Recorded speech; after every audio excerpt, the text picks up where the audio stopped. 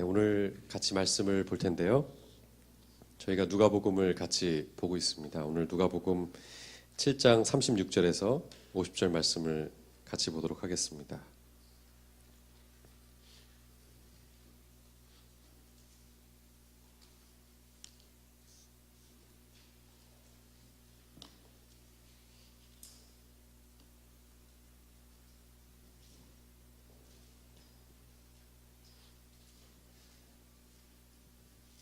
누가복음 7장 36절에서 50절 말씀인데요.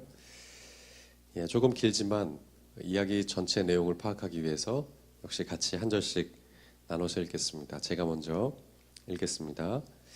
바리새파 사람 가운데서 어떤 사람이 예수께 청하여 자기와 함께 음식을 먹고자 하였다. 그래서 예수께서는 그 바리새파 사람 집에 들어가셔서 상에 앉으셨다.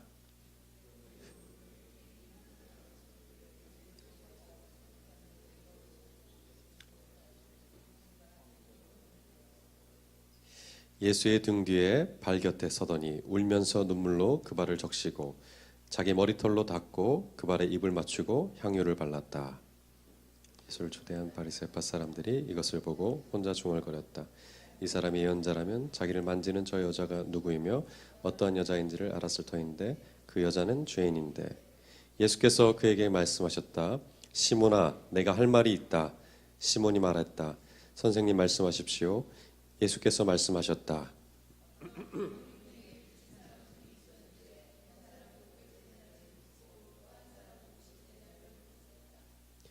둘이 다 갚을 길이 없었으므로 돈놀이꾼은 둘에게 빚을 없애주었다. 그러면 그 두 사람 가운데 누가 그를 더 사랑하겠느냐?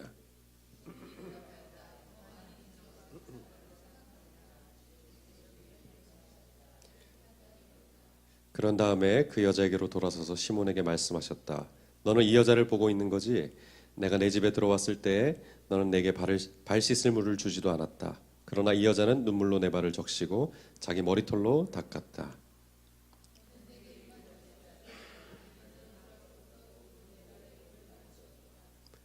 너는 내 머리에 기름을 발라주지 않았으나 이 여자는 내 발에 향유를 발랐다.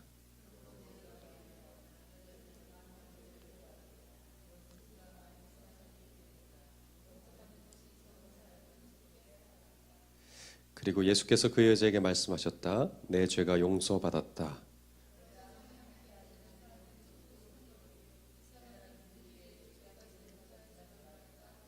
같이 읽겠습니다. 그러나 예수께서는 그 여자에게 말씀하셨다. 내 믿음이 너를 구원하였다. 평안히 가거라. 아멘. 누가복음 이 말씀을 같이 보겠습니다. 오늘 말씀을 시작하면서 이런 좀 상상을 해보면서 이야기를 안으로 들어가 봤으면 좋겠는데요. 교회 부흥회를 한번 상상해 보십시오. 여러분이 부흥회를 한다라는 상상을 해 보십시오. 그 유명한 추천 강사가 온다는 광고로 이 강당을 가득 메웠습니다. 찬양이 시작되고 열기가 고조되는 것을 다 느끼고 있죠. 드디어 절정에 강사가 소개되고 자리에 섰어요.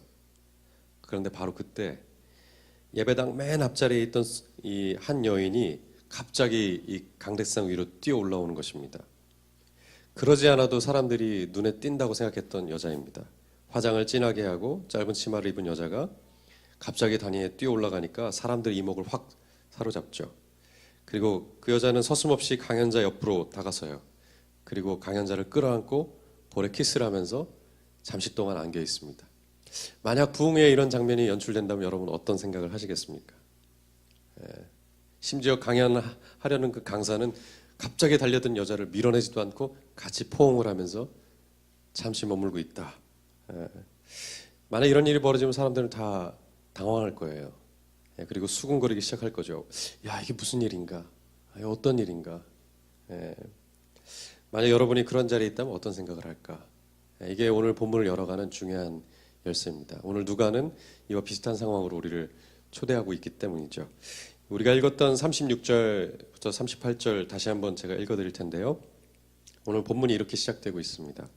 바리새파 사람 가운데 어떤 사람이 예수를 청하여 자기와 함께 음식을 먹고자 하였다. 그래서 예수께서는 그 바리새파 사람 집에 들어가셔서 상에 앉으셨다. 그런데 그 동네에 죄인인 한 여자가 있었는데 예수께서 바리새파 사람의 집에서 음식을 잡수고 계신 것을 알고서 향유가 담긴 옥합을 가지고 와서 예수의 등 뒤에 발곁에 서더니 울면서 눈물로 그 발을 적시고 자기 머리털로 닦고 그 발에 입 맞추고 향유를 발랐다. 예, 오늘 성경이 이렇게 시작되고 있어요. 역시 오늘 예수님은 식사 자리에 계십니다. 예, 밥 먹는 자리에 계시죠. 오늘도 지난주와 같이 큰 잔치가 벌어졌습니다. 이번엔 세리가 아니고 바리새파 사람이 예수를 초청해서 식사를 하고 있죠. 근데 그런 잔치에 이 불청객이 하나 찾아오는 겁니다. 한 여인이 예수께로 다가왔는데 그 여인의 이름을 알 수 없지만 성경은 이 여인에 대해서 뭐라고 소개하죠? 예, 동네에 한 죄인이 있는데, 동네에 한 죄인인 여자, 이름은 없어요. 근데 이제 수식어가 동네 죄인, 그러니까 동네 사람들이 다 아는 죄인이라는 거죠. 어떤 죄인일까요? 그 당시 사회적으로 이 사람은 죄인이다라고 낙인 찍힐 수 있는 여자가 있었다면 어떤 여자였을까요? 예, 이 성경학자들은 매춘부라고 얘기를 합니다. 몸을 팔던 사람, 동네 모든 사람들이 알만한 그런 여자가 예수의 잔치자리에 뛰어들어온 거죠. 더군다나 어울리지 않는 자리입니다. 이 자리는 누가 마련했죠? 바리새파 사람, 율법적으로 식사 정결 예식을 매우 엄격하게 지키던 사람들. 그래서 누가 들어와야 하고 누가 들어오지 못하나 이 철저히 검열했을 거예요. 이 지난번 세리집에서의 식사와는 전혀 다른 분위기였을 겁니다. 그런데 그 어울리지 않는 분위기에 이 불청객인 이 여자가 뛰어들어온 거죠. 낯선 행색과 진한 향수가 코를 찌르면서 사람들은 아마 이 눈살을 찌푸렸을 겁니다. 그런데 이런 눈초리에도 불구하고 이 여자는 아랑곳하지 않고 예수 옆으로 그냥 다가섭니다. 그리고 무릎을 꿇고 준비한 향유병을 깨고 머리를 풀러 예수의 발을 닦죠. 아마 이때 사람들은 한 번 더 놀랬을 것이다 라고 성경학자는 얘기해요. 왜 놀랬을까요, 이번엔? 이게 성경의 문화를 좀 알아야 되는데요. 여자가 머리를 푼다는 행위는 이게 침실에서만 하는 행동입니다. 그래서 요즘 성경학자들은 이게 어떻게 다가서냐, 우리 문화 속에서 이런 경우라고 해요. 이게 이제 놀라실 텐데, 여자가 공개적인 자리에서 가슴을 드러내는 행위, 한 남자를 향해서 가슴을 드러냈다. 굉장히 충격적인 상황이죠. 그 당시 사람들은 이 지금 상황을 그렇게 받아들이고 있다는 거죠. 여자가 머리를 풀렀다, 그리고 그 머리털로 예수의 발을 닦는다. 지금 뭐 하자는 거지? 이렇게 느껴진다는 거죠. 그래서 웃음으로 가득해야 될 식사 자리가 순식간에 얼음이 되어버린 거죠.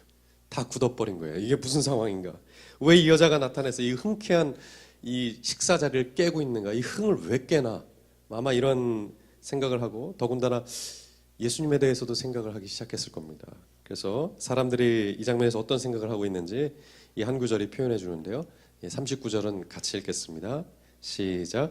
예수를 초대한 바리새파 사람이 이것을 보고 혼자 중얼거렸다.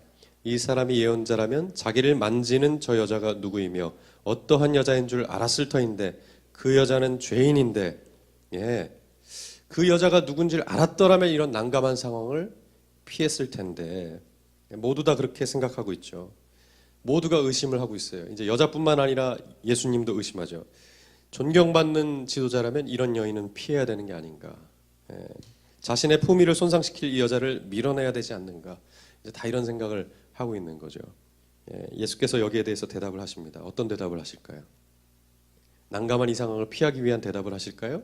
아니면 전혀 예상 밖의 대답을 하실까요? 그게 41절, 42절인데요. 같이 읽겠습니다. 시작. 어떤 돈놀이꾼에게 빚진 사람이 둘 있는데 빚지고 또 한 사람은 50데나리온을 빚졌다. 둘이 다 갚을 길이 없으므로 돈놀이꾼은 둘에게 빚을 없애주었다. 그러면 그 두 사람 가운데 누가 그를 더 사랑하겠느냐? 예수님의 대답은 누굴 향해 있죠? 이 난감한 상황을 피하려는 남자의 대답이 아닙니다. 그죠? 이 상황을 피하려는 남자의 대답이라면 어떻게 해야 될까요? 굉장히 좀 예의 바르다면 이렇게 얘기할 거예요. 고맙지만 내 행동은 이 자리와 어울리지 않는구나. 좀 자리를 피해 줄래? 이 정도 얘기하겠죠. 근데 그런 대답이 아니죠. 이 여인의 행동을 탓하는 대답이 아니고 누굴 탓하죠, 오히려? 바리새인들을 향한 대답을 한다는 거죠. 이 잔치를 마련한 바리새인을 향한 메시지입니다. 그 메시지는 뭡니까? 이 비유를 통해서 얘기하는데, 뭐 한마디로 얘기하면 이거예요. 야, 너는 내가 찾아왔는데도 발 씻길 물 하나 주지 않는구나. 너 내가 누구인 줄 아냐? 그거 알았더라면 발 씻긴 물은 좀 줄 수 있지 않았겠냐. 당시 손님이 왔을 때 중동은 자연스럽게 발 씻을 물을 통해서 손님을 환대하는 습관이 있었습니다. 문화가 있었어요. 왜 그것도 안 했? 너는 왜 내가 누군지 알면서도 그런 것도 하지 않냐? 정작 너희 집에 들어왔지만 나를 환대한 건 이 여인이구나. 이렇게 되받아서 바리새파 사람에게 얘기를 하는 겁니다. 결국 이 여인은 내가 누구인 줄 알았고 그녀 자신도 어떤 사람인 줄 알았기 때문에 너희 집에서 식사하고 있었지만 나를 맞이한 건 이 여인이다. 이런 대답이죠.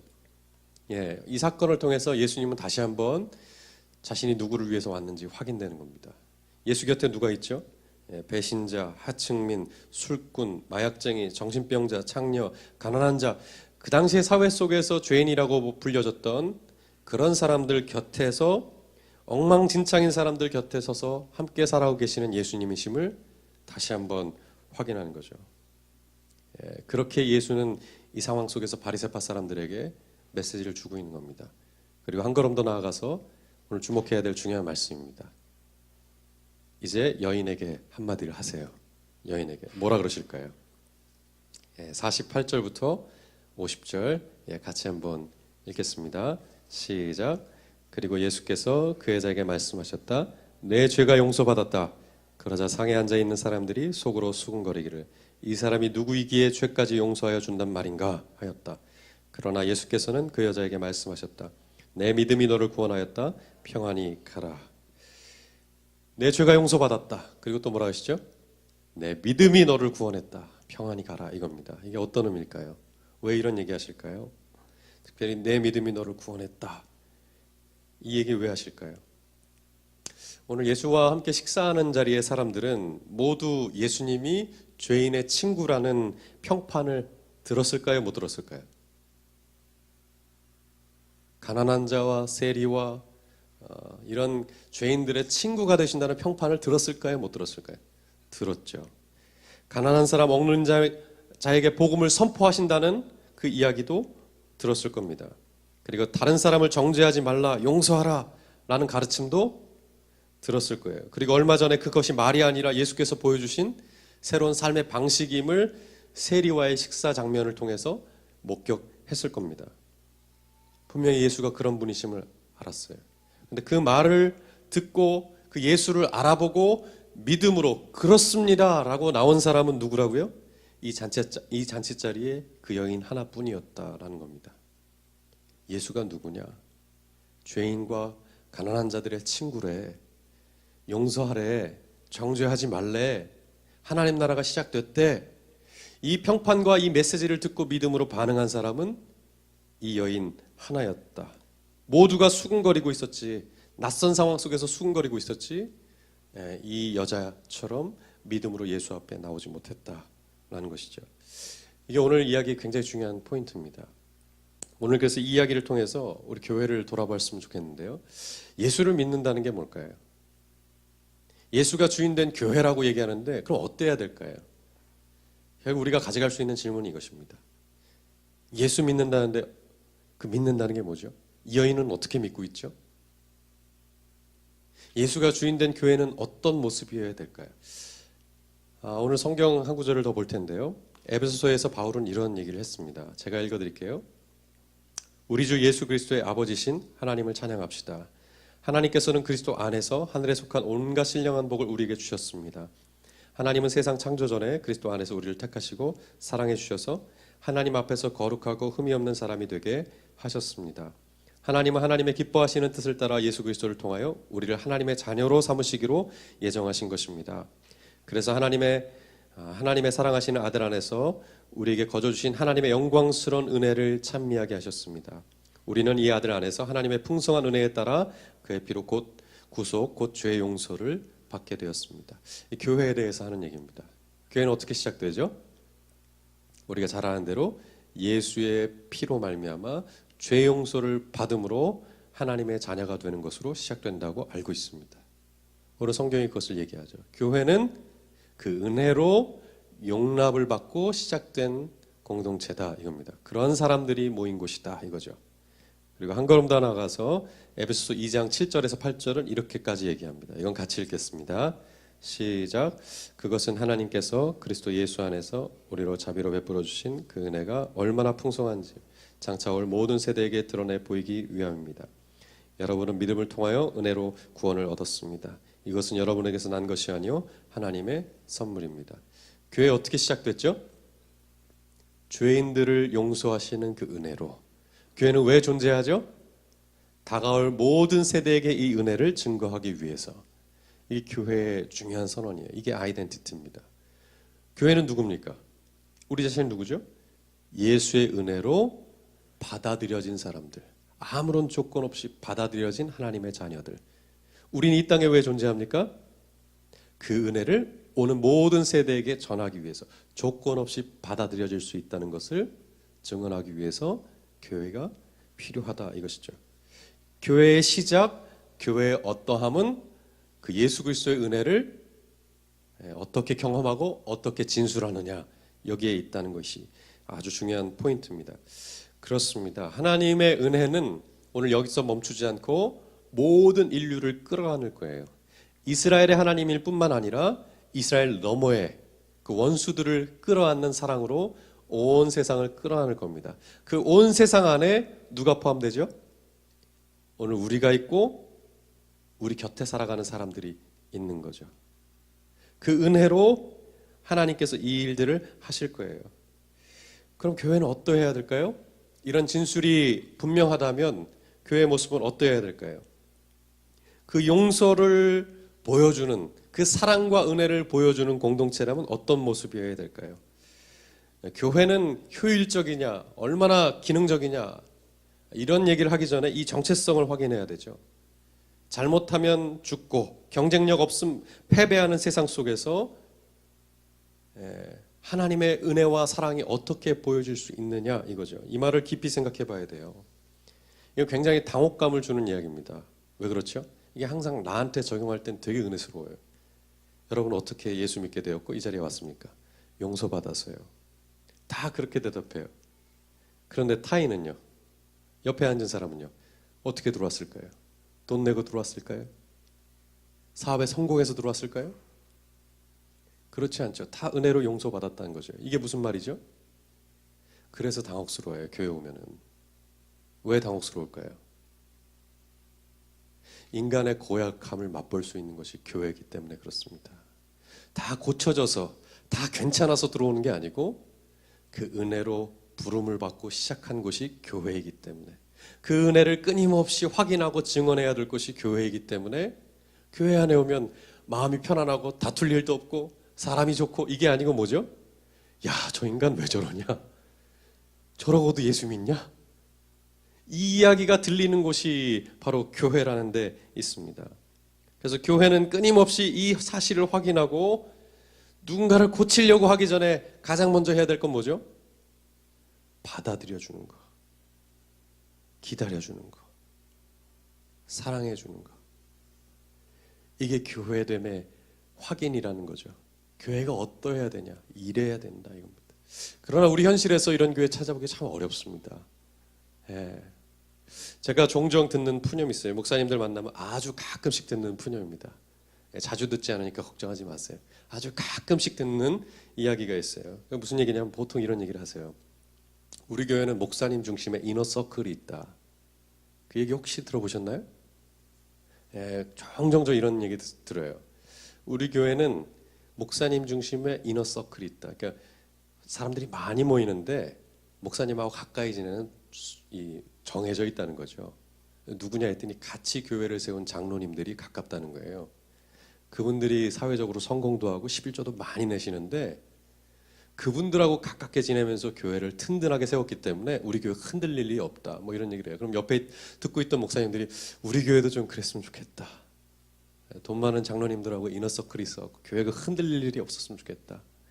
어느 교회 뭐 한인타운에 개척했다 그러면 창립 멤버가 누구냐? 어느 교회에서 나온 어떤 장로님들이 같이 하냐? 이게 가끔 듣는 얘기예요. 아주 가끔 들어요. 가끔. 걱정하지 않으셔도 돼요. 예. 그렇죠. 이 교회 현실이죠. 그 교회가 뭘 생각하는 거죠? 멋있어야 되고 훌륭해야 되니까 돈 있는 사람들이 모여서 헌금을 많이 해서 유지가 될 뿐만 아니라 누가 왔다 갔다 하더라도 흔들리지 않고 마음에 들지 않으면 오지 마. 안 와도 돼. 우리 교회 안 흔들려. 우리는 이 돈으로 선교도 하고 목사 월급도 주고 사역도 해. 괜찮잖아. 교회가 이러길 바라죠. 교회가 성장하고 성공하고 자리 잡았다 그러면 보통 이걸 떠올릴 때가 많다는 거죠. 정말 이게 교회의 모습일까요? 교회는 오늘 어때야 된다 그러죠? 예, 은혜를 확인하는 곳이어야 된다. 은혜로 시작될 뿐만 아니라 그 은혜를 오는 세대에게 증언해야 된다. 이 한마디의 진술이 오늘 우리 교회가 존재해야 될 이유고 어떠한 모습으로 존재해야 될까를 생각하게 하는 중요한 도전이다라는 것입니다. 과연 그러면 이런 교회가 오늘 이 현실에서 가능할까? 우리만 얘기하니까 이게 안 될 것 같다라고 생각하는데 중요한 영상 하나를 보고 설교를 마무리하도록 하겠습니다.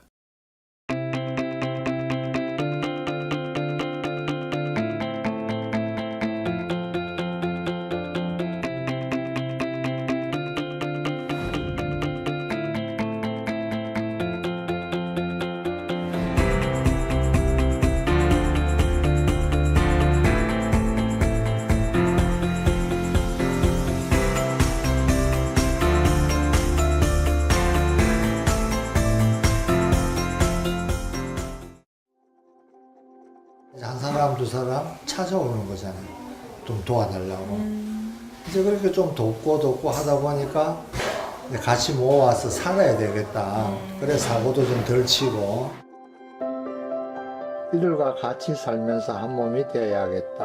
함께 산다면 지금보다 나아지지 않을까.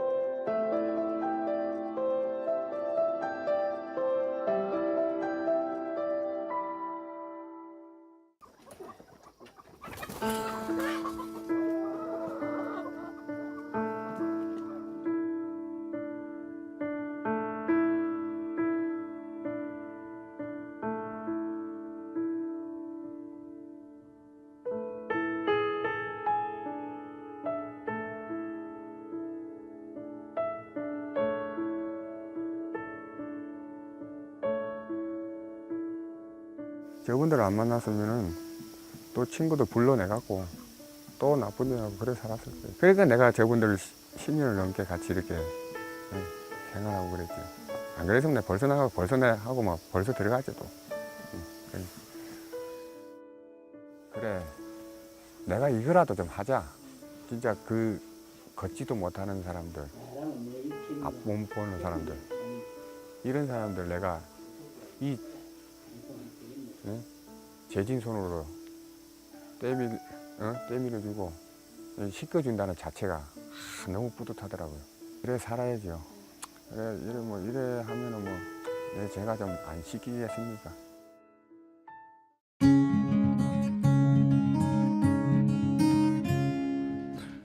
우리가 가족이니까. 명실공히 우리가 가족이니까. 가족이 아니라고 생각하는 사람 없어요.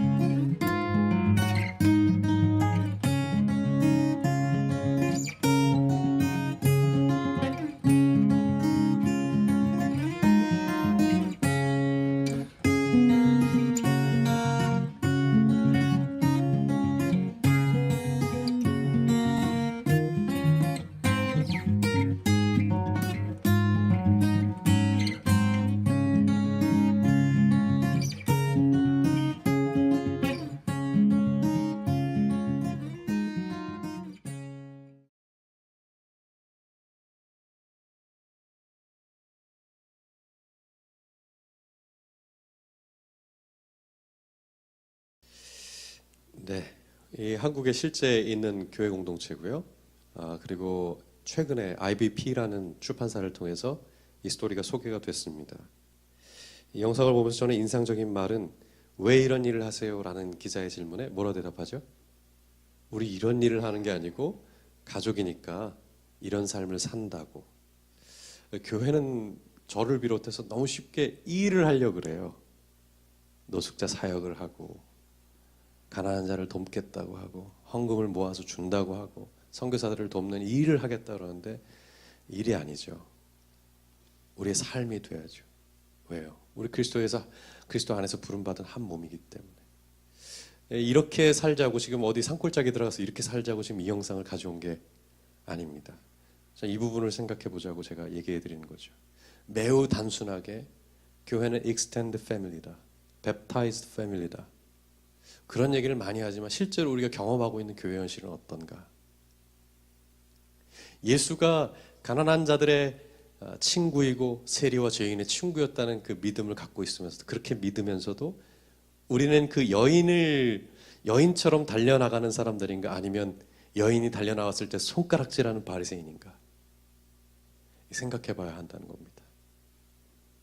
우리는 어떤 교회가 돼야 될까요? 이 창립 이 시즌을 맞이해서 한번 우리의 상상력과 생각을 바꿔봤으면 좋겠습니다. 교회는 멋지고 잘나고 훌륭한 것이 아닙니다. 저를 봐서도 아시지 않겠습니까? 멋지고 훌륭한 목사가 서 있는 게 아니죠. 평범한 사람이 서 있는 겁니다. 여러분 테이블에 앉아있는 사람들도 다 그렇습니다. 멋지고 훌륭한 사람이 없기 때문에 교회가 안 되는 것도 아니에요. 교회가 무엇이고 어떠해야 하는가, 바로 이 부분이 오늘 우리가 생각해야 할 부분이고, 먹보요 술꾼이요 세리와 죄인의 친구로다 라는 예수를 우리가 믿고 있다는 것을 다시 한번 생각해 봐야 할 주일이라는 것입니다. 오늘 이 말씀과 함께 우리 다시 한번 고민하고 생각하면서 이 한 주를 보냈으면 좋겠습니다. 기도하겠습니다.